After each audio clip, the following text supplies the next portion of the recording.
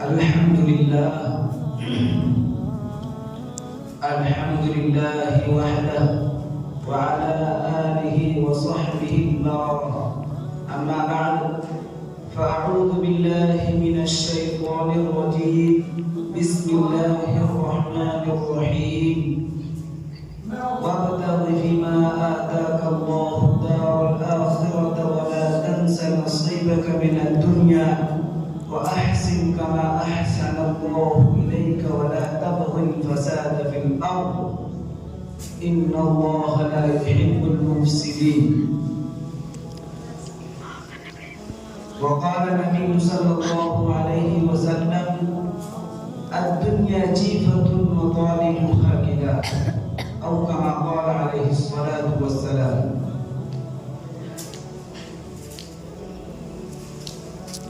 میرے محترم بزرگوں اور دوستوں،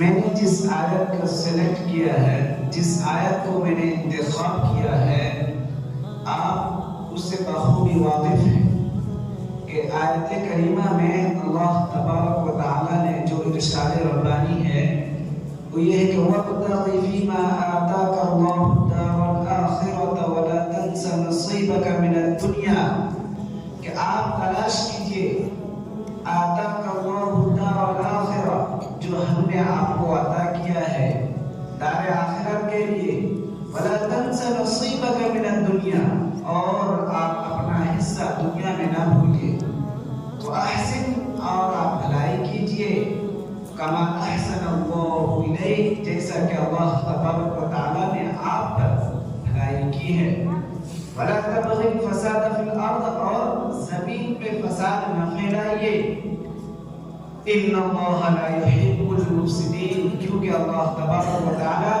فساد پھیلانے والوں کو پسند نہیں فرماتے۔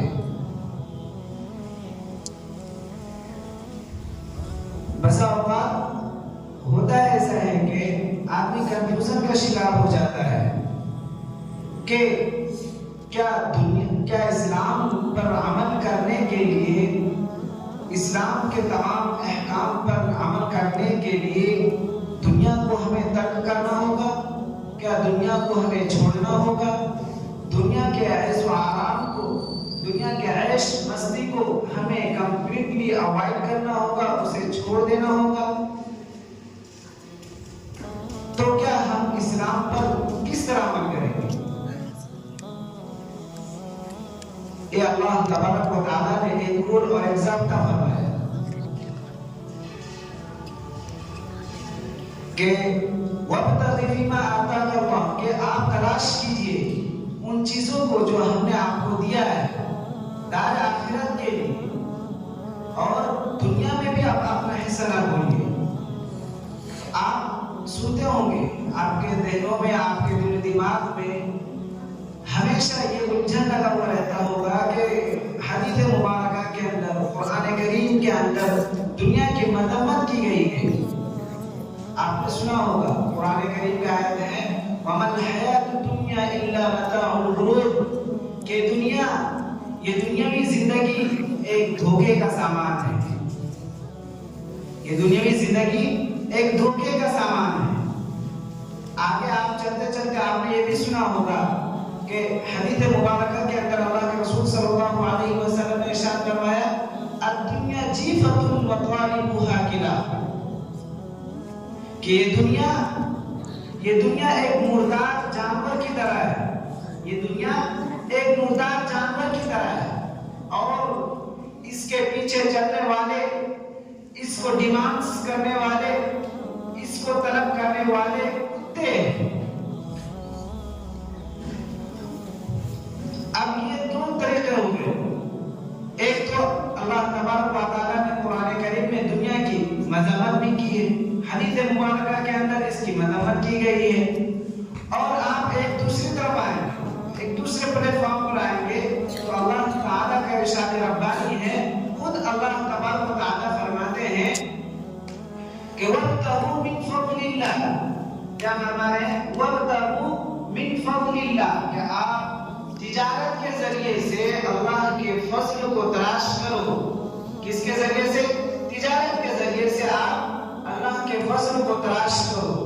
آپ سورہ جمعہ کے اندر آپ نے سنا ہوگا فَإِذَا قَضَيْتُمُ الصَّلَاةَ فَانتَشِرُوا فِي الْأَرْضِ وَابْتَغُوا مِن فَضْلِ اللَّهِ کہ آپ جب نماز کو کمپلیٹ کر چکو تو فَانتَشِرُوا آپ نماز کو جب ادا کر چکو تو آپ کیا کرو فَانتَشِرُوا کہ آپ زمین میں پھیل جاؤ وَابْتَغُوا مِن فَضْلِ اللَّهِ اور اللہ کے فضل کو تلاش کرو.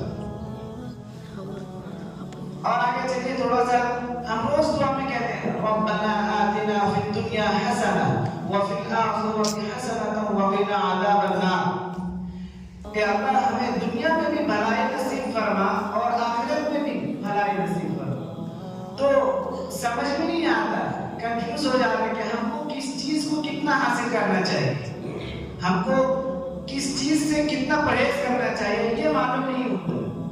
تو آپ اتنا سمجھ لیجئے کہ اللہ کے رسول صلی اللہ علیہ وسلم نے واقعے کا خلاصہ اس طرح کیا ہے کہ اللہ کے رسول صلی اللہ علیہ وسلم نے ہمیں کبھی ایسا نہیں کہا کہ آپ دنیا کو چھوڑ کر کے بیٹھ جاؤ, ایسا کبھی نہیں کہا. عیسائی مذہب کے اندر ایسا ہوتا ہے کہ جب تک آپ اپنے بال بچوں کو, اپنے جائیداد کو, اپنے مال و اسباب کو, روپیہ پیسے کو, بال بچوں کو جب تک آپ چھوڑ نہ دو تب تک آپ قرب خداوندی نہیں حاصل کر سکتے. آپ کو قرب خداوندی حاصل کرنے کا کوئی چانسز نہیں ملے گا. ان تمام چیزوں کو آپ کو چھوڑنا پڑے گا. لیکن وہ کون سا مذہب ہے؟ عیسائی مذہب. لیکن جناب عالمی محمد عربی صلی اللہ علیہ وسلم نے جو ٹیچنگز ہمیں گفٹڈ کیے, جو تعلیمات ہمیں عطا کیا ہے, اس میں کہیں یہ نہیں کہا ہے کہ یہ دنیا کو تم چھوڑ کر کے بیٹھو. یہ دنیا تمہارے آخری منزل نہیں ہے, یہ دنیا تمہارے آخری مقصد نہیں ہے. تو دنیا کو کہیں چھوڑنے کا ذکر نہیں کہا ہے. آپ تجارت بھی کیجیے, آپ مال و اسباب بھی کمائیے, آپ روپیہ پیسہ بھی کمائیے, آپ تمام چیزوں کو کیجیے, لیکن ساتھ ساتھ میں آخرت کو نہ بھولیں. آتاک اللہ الدار الآخرۃ ولا تنس نصیبک کہ آپ کو جو اللہ تعالیٰ نے دار آخرت کے لیے دیا ہے آپ اس چیز کو لے کر کے آپ اس کے ذریعے سے بھلائی کو تلاش کیجیے, اور جو دنیا کا جو آپ کا حصہ ہے آپ اس حصے کو اچیو کیجیے.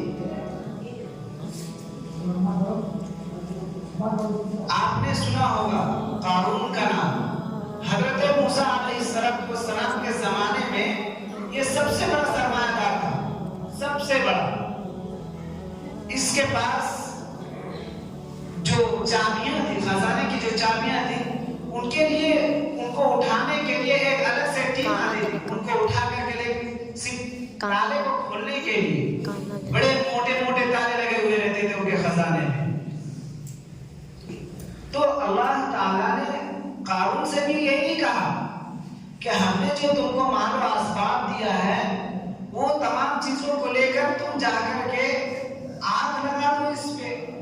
قارون سے بھی ایسا نہیں کہا, اور نے اس سے یہ بھی کہا کہ تمام مال و اسباب کو اٹھا کر کے آپ سمندر میں ڈال دیجیے. آپ کے پاس جتنے مال و اسباب ہیں تمام چیزوں کو پھینک دیجیے, ایسا نہیں کہا قرآن. نہیں تو وہاں پہ کہہ سکتا تھا کہ آپ اپنے مال و اسباب سے دست بردار ہو جائیے. قارون سے اللہ تبارک و تعالیٰ یہ کہہ سکتے تھے کہ آپ مال و اسباب سے دست بردار ہو جائیے, آپ الگ ہو جائیے. لیکن قارون سے بھی اللہ تعالیٰ نے ایسا نہیں کہا. اس کو بھی یہی خطاب کیا کہ جو ہم نے آپ کو دیا ہے اس سے آپ آخرت کو تلاش کیجئے, اس سے آخرت کے اپنے آخرت کو سنواریے, اپنے آخرت کو بنائیے, اور جو آپ کو حصہ دیا گیا ہے وَلَا تَنْسَ نَصِيبَكَ مِنَ الدُّنْيَا جو آپ کو دنیا کے لیے جو حصہ ملا ہے آپ اس کو دنیا میں صرف کیجئے, اور اپنے مال و اسباب کے ذریعے سے زمین میں فساد نہ پھیلائیں. قرآن نے صاف کہا. لیکن قارون نے کیا کہا؟ انما اوتیت علی علم عندی, میں نے جو مال و اسباب جتنے بھی حاصل کیے, جائیداد ہے, کاروبار ہے, بزنس ہے, پیسے روپیے ہیں, نوکر چاکر ہے, یہ سب تو میں نے اپنے علم کے بیس پر میں نے حاصل کیا ہے. قارون نے ایسا کہا کہ یہ اللہ تبارک و تعالیٰ نے تھوڑی دیا ہے، جبکہ قرآن نے کہا کہ وَآتَاكَ اللَّهُ الدَّارَ الْآخِرَةَ کہ میں نے یہ چیزیں تم کو دیا ہے، اور قارون جواب میں کیا کہتا ہے إِنَّمَا أُوتِيتُهُ عَلَىٰ عِلْمٍ عِندِي کہ میرے پاس جو چیز بھی ملا ہے وہ میرے نالج کی بنیاد پر دیا گیا ہے، میرے ایکسپیرینس ہونے کے بنیاد پر دیا گیا ہے، اور میں نے خود یہ چیز کو اچیو کیا ہے۔ تو یہ قارون کا ایک انانیت بنا تھا، قارون کا یہ انانیت بنا تھا، تو اللہ تبارک و تعالیٰ نے اس کا حشر اتنا ہی برا کیا جتنا وہ اپنا انانیت پر جمع ہوا تھا۔ اللہ تبارک و تعالیٰ نے قارون کو وہیں پہ ہلاک کر دیا۔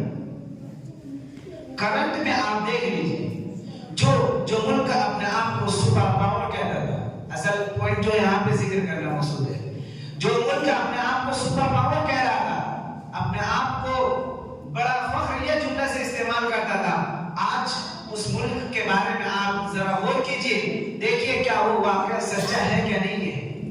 اللہ تبارک و تعالیٰ کو انانیت بڑا پسند نہیں ہے، اللہ تعالیٰ کو وہی پسند ہے جو کہا ہے کہ وَرْكَعُوا مَعَ الرَّاكِعِينَ کہ آپ رکوع کرنے والوں کے ساتھ رکوع کیجئے، جھکنے والوں کے ساتھ جھک جائیے۔ آپ نے ابلیس کا بھی واقعہ سنا ہوگا کہ ابلیس سے جب خطاب کیا گیا کہ آپ آدم کو سجدہ کیجئے، تو اس نے کہا کہ میں آدم کو سجدہ کروں گا جبکہ وہ تو مٹی سے بنایا گیا ہے اور میں تو آگ سے بنایا گیا۔ قال انا خیر منہ میں تو اس سے بہتر ہوں، میں تو اس سے اچھا ہوں۔ تو اللہ تبارک و تعالیٰ نے آگے کا قال فاخرج منها فإنك رجيم کہ نکل جائیے، گیٹ آؤٹ، یہاں سے نکل جائیے سیدھا۔ تو اللہ تعالیٰ نے جو حشر کیا ہے، آپ نے قرآن میں صرف سنا ہے 7 لیال و 8 ایام حسوما کہ 7 رات اور 7 دن مسلسل آگ چلتی رہی، یہ تو ہم نے واقعہ سنا ہے، لیکن آج ان چیزوں کو آپ اپنے نظروں سے دیکھ رہے ہیں، آج ان چیزوں کو آپ اپنے سامنے دیکھ رہے ہیں، موبائل میں اس کی حقیقت موجود ہے کہ اللہ تبارک و تعالیٰ نے ایک پرندے کے ذریعے سے اس کو کس طرح راکھ کر دیا، جو اپنے آپ کو سپر پاور کہہ رہا تھا۔ اللہ تبارک و تعالیٰ کو انانیت بنا پسند نہیں ہے۔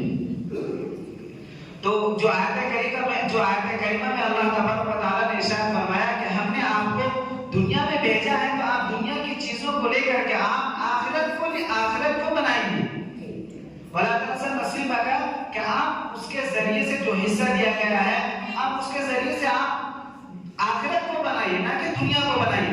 دنیا میں تو رہنا ہی نہیں، دنیا میں رہنا ہے، دنیا میں جتنے مال و اسباب ہیں ان چیزوں کو اختیار کے بغیر ہم نہیں رہ سکتے، لیکن اگر کوئی شخص کمپلیٹلی ادھر ہی مائل ہو جاتا ہے، دنیا کی طرف ہی گھس جاتا ہے، تو پھر یہ بات ہمارے لیے پرابلم ہو جاتا ہے۔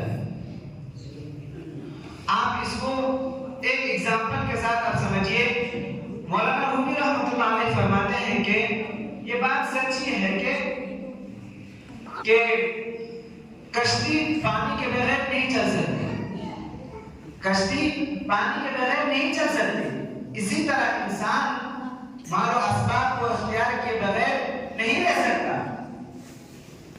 اور اللہ تبارک و تعالیٰ نے بھی اس سے منع فرمایا ہے، وَرَهْبَانِيَّةً ابْتَدَعُوهَا مَا كَتَبْنَا عَلَيْهِمْ إِلَّا ابْتِغَاءَ رِضْوَانِ اللَّهِ یہ رہبانیت اپنے آپ کو اللہ کے رضا اور خوشی کے لیے اپنے آپ کو کسی مسجد کے کونے میں کوئی ایک ایسا جگہ انتخاب کر لیا ہو جو اس میں صرف اللہ کا ذکر کرتا رہے، ایسا بھی نہیں کہا، چونکہ ہم جس مذہب کو فالو کر رہے ہیں وہ مذہب اسلام ہے، اور مذہب اسلام کا اصول یہ ہے کہ اس کے اندر درمیانی اوسط درجہ ہے کہ آپ کسی بھی چیز کو حاصل کیجئے، اور ایسا نہ کیجئے کہ آپ صرف آخرت کو ہی حاصل کر رہے ہیں، اور ایسا بھی نہ کیجئے کہ ہم صرف دنیا ہی کو حاصل کریں، دونوں کو ملا کر کے چلیے، دونوں کو ملا کر کے چلیے، چونکہ آپ جانتے ہیں کہ سیڑھی کے بغیر ہم چھت کو نہیں چڑھ سکتے، اسی طرح آخرت کو اگر آخرت میں ہمیں کامیاب ہونا ہے تو ہمیں دنیا کو بھی پکڑنا پڑے گا، دنیا کی چیزوں کو بھی ہمیں انتخاب کرنے ہوں گے، اسے حاصل کرنا ہوگا۔ آج تک بتائیے کوئی بغیر سیڑھی کا چڑھ گیا، ایسا ہوا ہی نہیں. تو دنیا میں رہ کر کے آپ دنیا ہی کی طرف اگر چلے جائیں گے تو یہ آخرت کے لیے پریشانی کا سبب بن جائے گا. تو مولانا رومی رحمۃ اللہ علیہ نے فرمایا کہ پانی جو ہے کشتی پانی کے بغیر نہیں چل سکتا، اسی طرح انسان مال و اسباب کو اختیار کے بغیر نہیں رہ سکتا. لیکن یہ کشتی اس وقت تک کے لیے فائدہ مند ہے، یہ پانی اس وقت تک کشتی کے لیے فائدہ مند ہے جب تک وہ پانی اس کے کشتی کے ارد گرد ہو. کشتی کے ارد گرد ہے تب تک وہ فائدہ مند ہے کشتی کے لیے. لیکن اگر وہ پانی کشتی کے اندر جب سوار ہو جائے تو کشتی ڈوب جائے. اسی طرح اگر انسان دنیا میں رہ کر کے دنیا کے مال و اسباب کو اختیار کر کے اور وہ اتنا اختیار کر لے کہ وہ اس کو دن بھر میں کبھی خدا کو یاد ہی نہ آئے تو پھر وہ اس کے لیے دنیا کیا ہو گیا؟ ہلاکت کا ذریعہ بن گیا. چونکہ 24 گھنٹے گزر جاتے ہیں وہ اپنے رب کو یاد کرتا ہی نہیں، تو وہ کیا ہوا؟ وہ اپنے آپ کو ڈیوٹ کر دیا دنیا کی، وہ اپنے آپ کو دنیا کے حوالے کر دیا. تو اس سے بھی اللہ نے منع کیا کہ آپ کوئی بھی چیز کو لمٹ پر رکھ کے دیجیے. انلمیٹڈ کریں گے تو وہ پریشانی کا ذریعہ بن جائے گا. تو اللہ تبارک و تعالیٰ نے جو پیغامات جو میسیجز ہمیں دیا ہے تو یہ ہے کہ آپ دنیا میں رہ کر کے دنیا بھی چلائیے اور آخرت کو بھی بنائیے. لیکن آج کا مسلمان، آج کے جو لوگ ہیں وہ اکثر اپنے آپ کو دنیا کی طرف بھیج دیے، اپنے آپ کو دنیا کی طرف مائل کر دیے.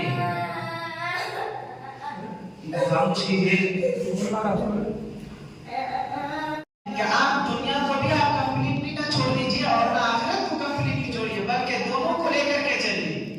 لیکن آج کا مسلمان کو آپ دیکھیے کہ وہ مکمل طور سے دنیا کی طرف مائل ہو گیا ہے، نہ وہ اپنے رب کو یاد کر رہا ہے اور نہ جو اسلام کے اندر جو احکامات ہیں نہ اس پر عمل کر رہا ہے. میرے تقریباً یہاں 2 سال ہو چکے ہیں، تقریباً 2 سال ہو چکے ہیں الحمدللہ. قریب ہے کہ 2 سال 1 مہینہ بھی نہیں ہے اب 2 سال پورا ہونے کے.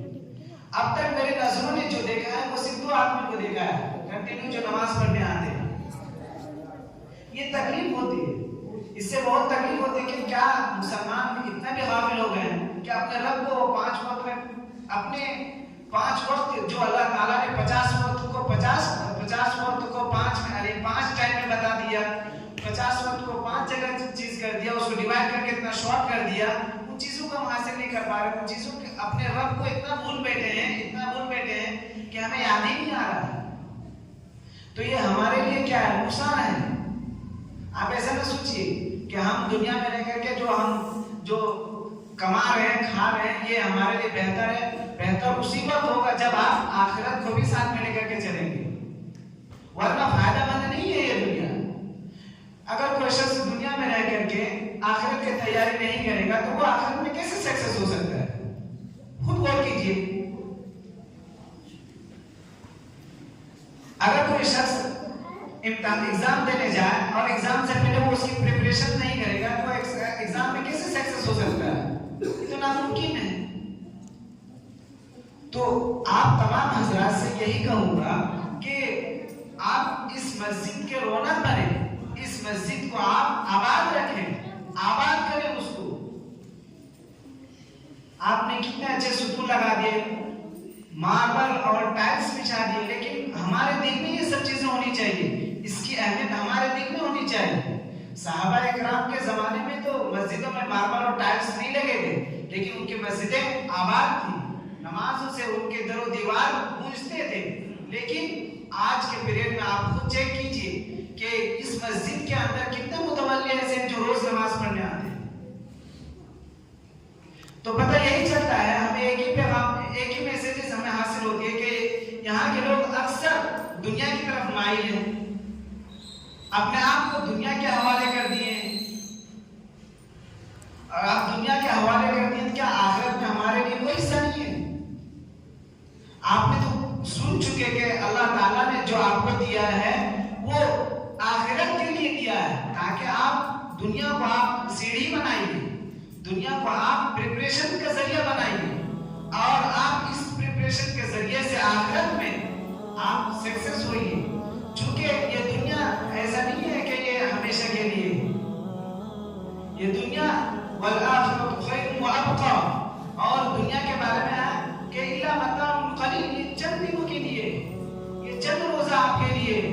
60 साल जिंदगी अल्लाह ताला ने आपको इसीलिए दिया है कि आप इस पे इबादत करें, अल्लाह की उलूहियत को पहचाने।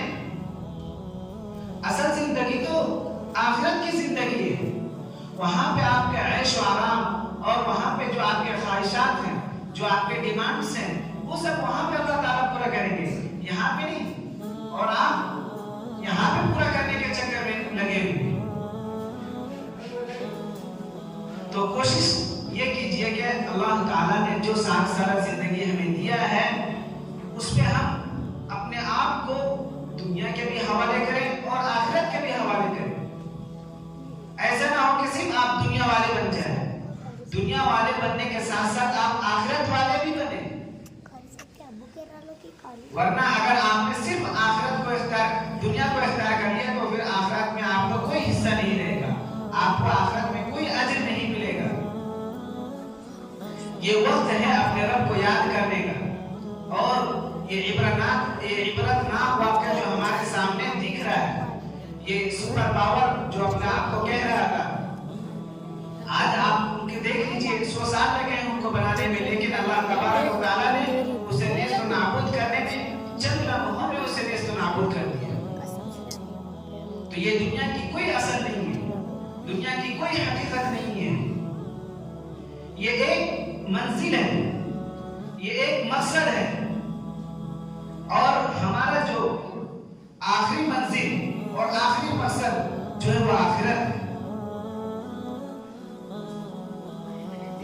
दुआ कीजिए कि अल्लाह तबारक व तआला हम सबको नमाज पढ़ने वाला बनाए और अपने आप को दुनिया के साथ साथ आखिरत की भी फिक्र करने वाला बनाए।